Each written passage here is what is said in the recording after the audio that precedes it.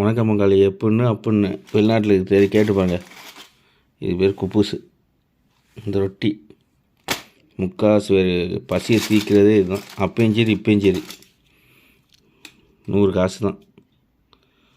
குவைத்தில் 50 காசு, சவுதியில் 1 ரியால். அவ்வளோதான். பசி அடைக்கிறேன். இது போதும் டிரைவருக்கெலாம். எங்களம்மா டிரைவருக்கெலாம் இந்த ஒரு குப்பூஸு, இந்த வெள்ளரிக்காய், இது ஜிபின்னு தயிர் மாதிரி உள்ளது.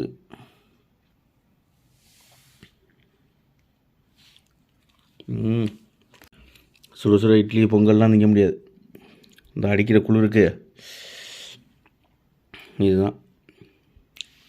இதை அடிச்சுவிட்டு கிளம்பி போயிட்டு வேண்டியது தான் ஸ்கூலுக்கு. பழப்பு இப்படி தான் ஓடுது.